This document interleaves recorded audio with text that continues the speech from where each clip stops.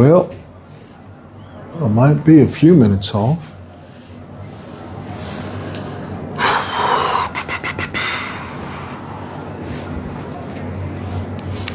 Everybody, oh yeah.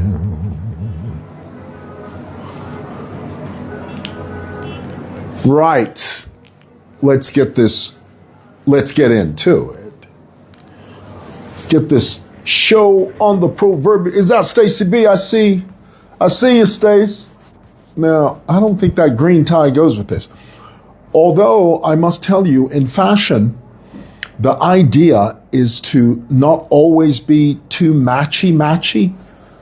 Do you know that? I mean, look, I'm not Yves Saint Laurent or Jean-Paul Gaultier or Isaac Mizrahi. Do you guys know who Isaac Mizrahi is? He was very famous in the 90s. I'm not even sure if Isaac Mizrahi is still alive. Do you guys know about this? Guys, I need a haircut. I know, I can tell it. I can always, when your comb is not combing, like effortlessly combing, you need a haircut, which is where I am now. I'm at that place where I need a haircut. I do. Guys, let's get into it. I'll have a glass of water, or as my mother would say, wara. It's a beautiful Monday afternoon. I'm over here at Simerson Building, plot number 85 on Simon Mwewa Lane, like some of you. I don't want to give off the vibe that, I'm trying to come across like the world revolves around me and my issues. There's some of you, and I really appreciate you, honestly, from the bottom of my heart. I appreciate that you're following this political race very closely, as I think people should, because Harrison Ford was famously asked, are you interested in politics? And Harrison Ford very aptly responded and says, look, all of us are interested in politics because it affects everything that we do. Politics affects what we do, how we live, how we move to and fro on the face of the earth. So far be it from anyone to sort of suggest that they are never touched by the feelings of the political infirmary. I don't even know what that means. That just popped into my head.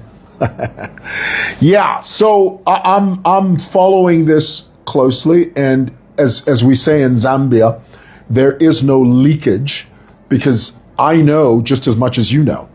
Whatever it is you know is exactly what I know.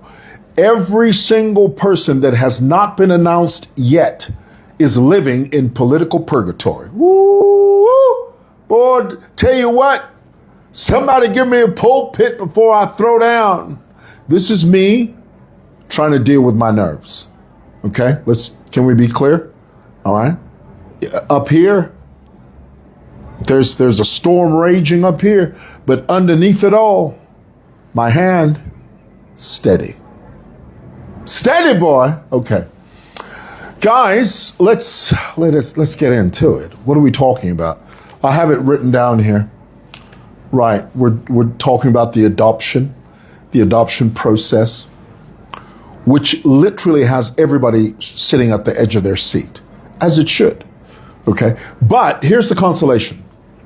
By the time the sun goes down today, we're going to know who's who in the zoo. Go ahead and say that in the comments. Say, by the time the sun goes down today, we're going to know who's who in the zoo. Yeah. By the way, have you guys seen that film on Mike Jack? Have you seen, you know who I mean when I say Mike Jack? These kids, they don't even. If I said Mike Jack, half of these guys don't even know who that is. Guys, Mike Jack is Michael Jackson. Have you seen the biopic? Have you seen the movie? It's inching towards, the last I checked, It's already gone past the $700 million mark, steaming towards $1 billion. King of Pop come in. There is none higher. I tell you what, if you haven't seen that biopic, do everything within your power to go see it. It'll pull back the curtains. It will. You know, looking back now, I remember, some of you don't remember this. I remember the very first time Oprah Winfrey conducted an interview with Michael Jackson. This was the big Oprah interview. This was back in the 90s. I remember we had to leave church early. It was a Sunday. It was a Sunday night. And, you know, I come from the Pentecostal background. We have church service on Sunday night. Well, at least we did when I was in the States. And after church, we all knew the Michael Jackson interview with Oprah was going to come on. So we, my friends and I, we snuck out early to go catch the interview. And one of the things Michael brought out that sort of revealed the way he grew up was he sort of presented his father like a monster. He said, you know, my dad used to beat me. He used to beat me with a belt. And in America, remember, this is the 90s. When he came out with that revelation, oh my goodness, you would not believe the backlash Joe Jackson. Joe Jackson is Michael Jackson's father. Of course, he's late now. He died. But when Michael came out with this information that when he was a little boy, during a rehearsal, his father would beat him with a belt, America lost it. You talk about a backlash. I mean, we have social media now, but in those days, oh my goodness, people thought that Joe Jackson was the devil. Well, come to find out years later, he wasn't so bad. He was strict because, according to him, in those days in Gary, Indiana, he had to make sure that his boys did not run amok. He had to make sure that his boys were steady, you know, because as you know, being raised as a black man in America is not an easy thing. I mean, they already had 2 strikes against them. They were black and they were male, okay? A black male in America in those days, still to some degree now, was risky. So Joe Jackson had to put his foot down.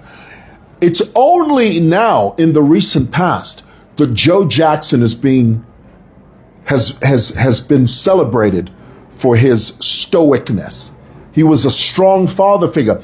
And without Joe Jackson's position as that strong, stoic male presence in the home, God give us homes, God give us men that will stand up for their families. You know, can we do that? God give us men that will look over their children and say, you're not going to run amok. You're not going to run astray. I'm not going to allow you to go out there and make a fool out of yourself. I'm going to do everything within my power as your father to keep you on the down low.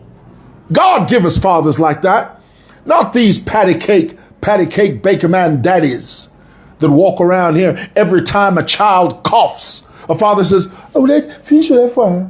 What do you want? Is that too cold for you? Oh, mother, you need to warm it up. It's too cold for him. No, man. Give us strong fathers. Joe Jackson was a strong father.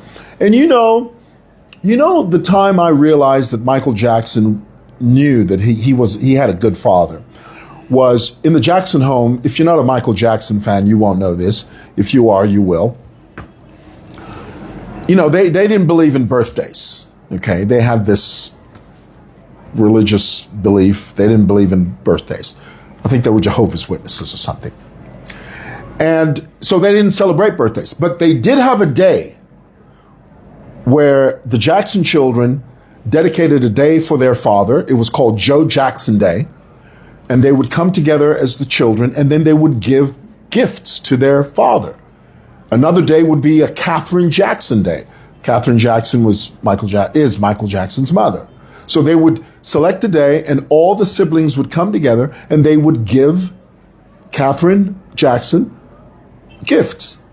It was during one of those videos where Michael Jackson said, they showed his father. him and Janet had bought their father a boat. And Michael was watching that video. And Michael said on that video, says, there's my dad. There's the man that taught me everything about show business. And in that moment, you realize, wait a minute, Joe Jackson wasn't so bad. He was just a strict father. That's all it was, a strict father. We need more strict fathers. We do. Right, guys, somebody says, congratulations. What have you heard? Have you heard something? Have you heard? I haven't heard anything. What is the deal? Have you heard something? Tell me. Guys, don't make me lose my mind. Ooh, sorry, I have to do this live because I don't know. I don't know what you're saying.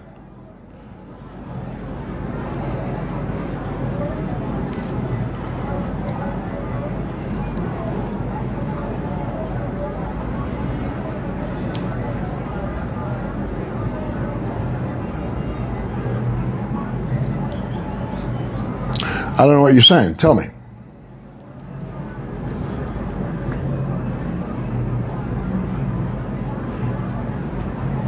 It's the same person saying the same thing. Please don't say that 40,000 times. Who's that? John? John, I'll check it, but just don't say that anymore, please, because you got the same comment 40,000 times. Please don't do that. Audiences don't like that very much. Sorry that I have to check this because, because on Facebook, they could be pulling your leg. And then they want you to say something that you're not supposed to say.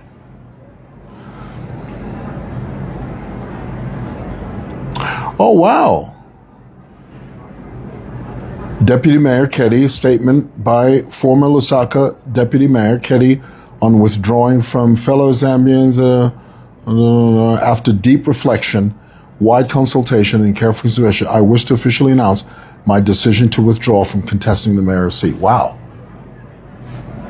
So that means it's only me and Reverend Jumbo left. And we'll see how the score comes out. Well, this is good news for me. I'm just finding that out now. It's good news for me. I didn't know. And we'll see how the score comes out. We'll wait for the official announcement. We'll wait for that. So the other thing I want to talk to you about is KBF. KBF has dared ECZ. KBF has just come out and said, because the Electoral Commission of Zambia has set out a schedule for all the presidential nominees or participants. Okay, and it's advisable for these presidential aspirants to go on the day that they have been assigned. Okay, this is my understanding of this. Please tell me if I'm sort of veering off. But KBF last minute sent in a notice, requested the ECZ to move his nomination day to Thursday. Now, as far as I'm concerned, that's just KBF trying to test the ECZ. KBF was hoping, now, for those of you that may not know, KBF is he's a lawyer that's contesting for the position of president. KBF was hoping that the ECZ would turn down his request so that KBF can scream and shout bloody murder. That was the plan. These politicians, ooh, boy, I tell you what, sneaky as hell. KBF was hoping the ECZ would say, no, KB, we're not going to give you Thursday. What do you think this is, a zoo? What do you think this is, a circus?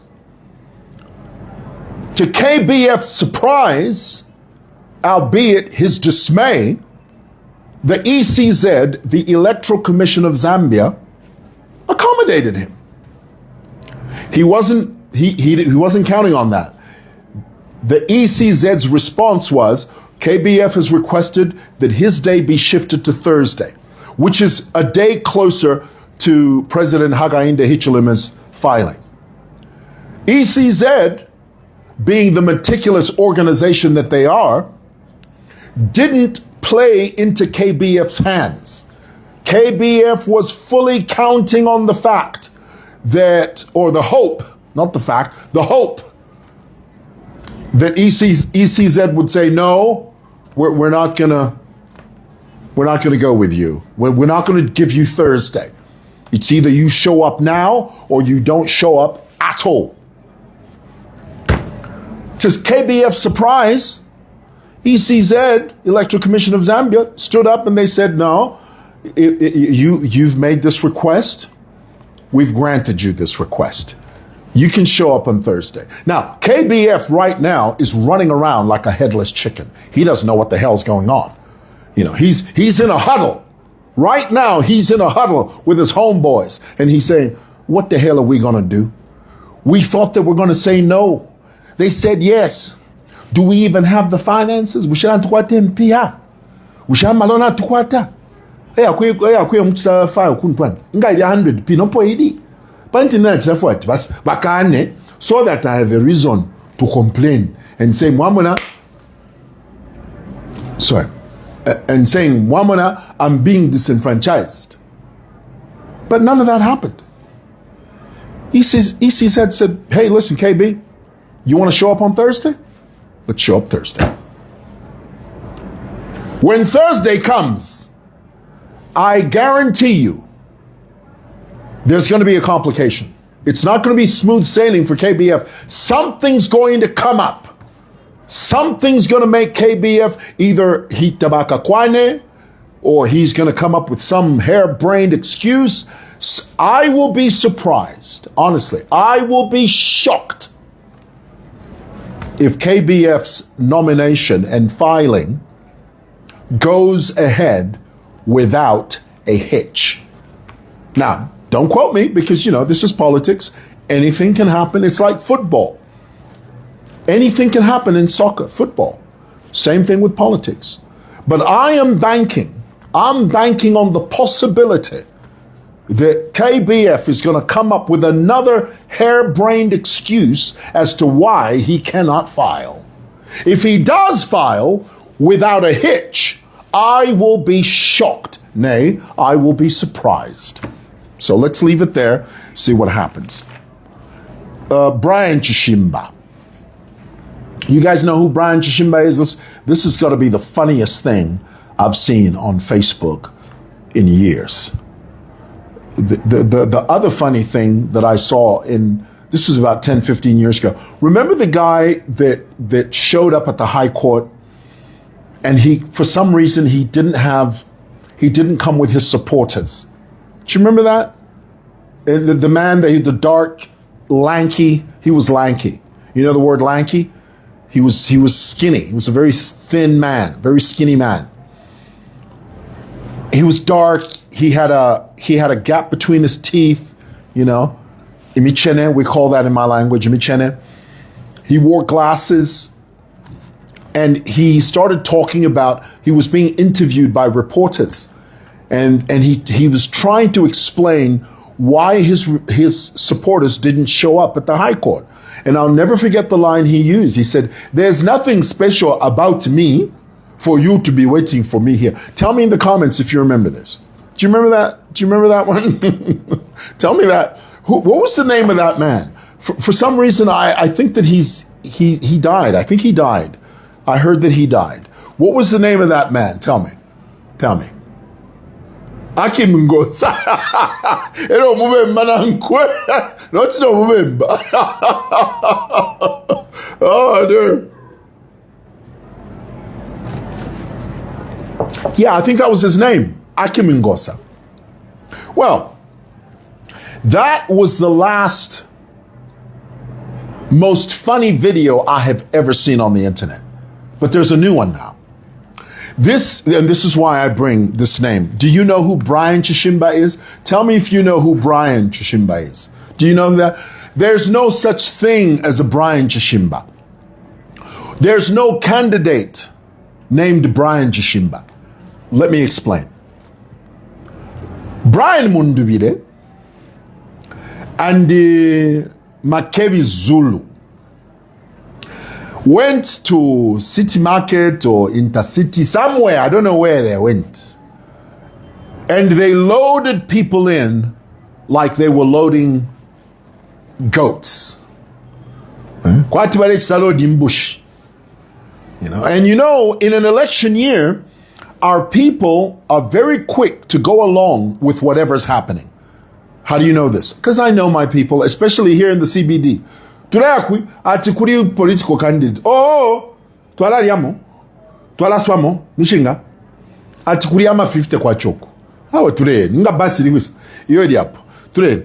So politicians are in the habit of getting people that know nothing about who they are, their vision, what they stand for, what their manifesto is. Politicians love to just get a group, because, in Zambia, especially in the markets, people for hire are a dime a dozen. Did you know this? My people. You just go in the markets and you just say, oh, bane, today I couldn't nyuku, kuriama 50 watch. And this is the thing about our people. You don't even need gobs of money. All you need is $50, because my people are just thinking about today. Because in their minds, they think, oh, if 50 wache, balan pela transport. Tuala na bus, we'll go with the bus.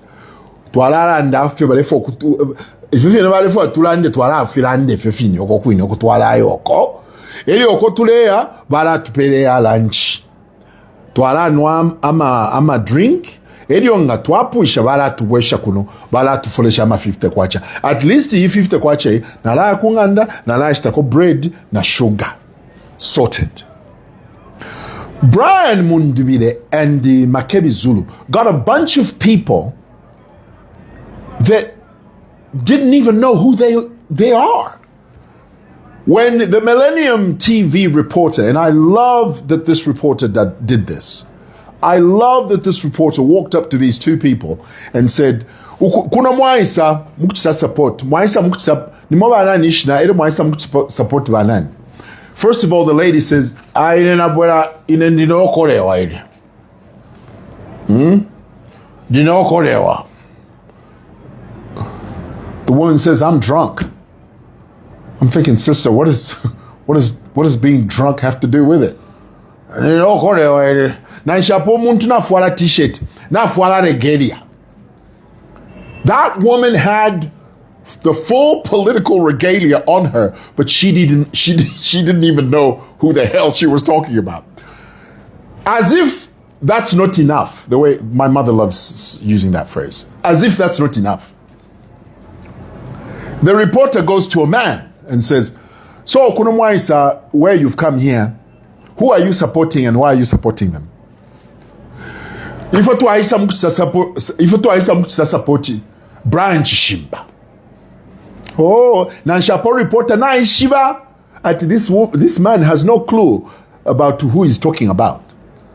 Now reporter Antoine, she adds salt to the injury and she says, so what makes you support you in a candidate? Brian Chishimba parisa na vision. Not tumonat pari vision. Nishapo, he doesn't even know the candidate that he's talking about. He has no earthly idea who he's there to support. Not a smidgen, not one jot, not one tittle of iota of knowledge that this man had. He was just along for the ride. God give us Zambians that love this nation. God give us people that when they decide to be part of the political process, they know exactly who they're talking about. They know exactly why they're there. They know exactly why their vote can make a difference. They know exactly what is on the line. They know exactly what is required of them as citizens. They know. But oh no, We got a bunch of jokers running around here. Bafwaefie kachaso na consulate. Do they still have consulate? That's what we used to call it. The people that used to smoke, that's a brand of cigarette.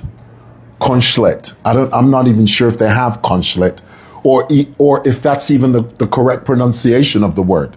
I just used to hear that word as a kid, consulate. It's a brand of cigarette. That's all our people are preoccupied with. Kachasu na consulate. No political acumen whatsoever. We need to change that. We do. We need to change that. Lastly, did you guys see that video of that young girl? And this portion of the video is directed to you Gen Z people. These kids that are running around here with phones, cameras, and these kids are making content. They are creating content, high resolution content, perfect pitch, perfect sound. This young guy, I forget his name, tell me in the comments.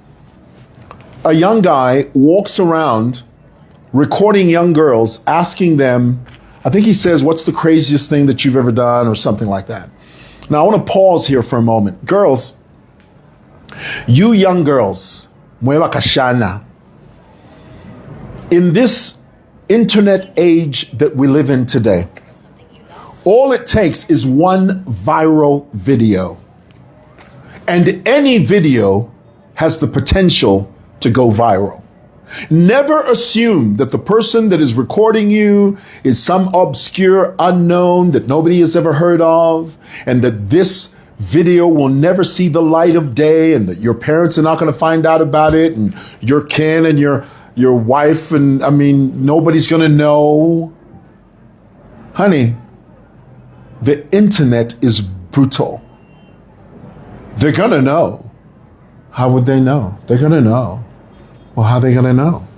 They're going to know. They're going to know. That's the reason you have to guard yourself. Young people. And this goes back to fathers. Whenever you see a young girl that does that,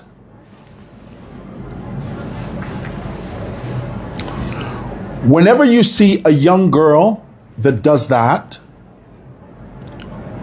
just know that she doesn't have a strong father figure. This is the reason we need strong men in homes. Strong male figures in homes that look after their daughters and their children. Strong men that are present in their homes. That's the reason. I can tell you now. Any young girl that goes on social media and talks like that and says, because, the guy asked the girl, he says, what's your biggest secret? This girl couldn't have been less than 22 years old. She says on camera, she says, the darkest secret I have is I think I've dated a man 50 years old. You're going to say that on camera and you don't think the internet is going to make you go viral? Well, first of all, it's because she doesn't have a father. If you had a father, you would never do that. This is the reason fathers are important. Mothers, yes, but most importantly, fathers. I'm not dissing single mothers. If you're a single mother and you're doing everything you can to raise your children, God bless you for that. And we give you kudos. But the circle is complete with a present father. Not just a father, but a present active father. Because it's possible to be a father and not be present, So my word of advice to you guys, you young people, especially now, because now everybody has a camera, everybody has a microphone. Every single person, anyone that stops you and asks you stupid questions like that, what's your biggest secret? Well, there's a reason they call it a secret. It's so that you don't tell the whole world. But if you're going to stand there and because of digital pressure, because some of you kids, you've got this thing, no, I have to entertain the audience. No, you don't. You don't have to tell anybody diddly squat. You can tell it to somebody, tell it to Jesus, tell it to your father, mother, somebody, but you don't have to come on the internet and tell the whole world that you're the oldest person you've ever dated is a 50-year-old man. And you think that the internet in this culture, what do you think this is? New Orleans, Louisiana? Huh? What do you think this is? San Diego, California? What do you think this is? The gay capital of the world? No, man. This is LSK Zambia. And if you, as a young girl, 21, 22 years old, and you start talking nonsense like that, guess what? The internet is not going to forgive you. And then here it is, the girl had to come back. She had to come back and apologize for that statement. Anyway, so be careful. Well, hey guys, I got to go. I'm getting calls. People are calling me. And we'll see how the score comes out. Until I have an adoption certificate in my hand, I can't celebrate anything until I have it in my hand. This is not an adoption certificate. I'm just using this as an example. Until I have that, we'll cross that bridge when we get to it. Thanks for listening, y'all. Love you. Bye.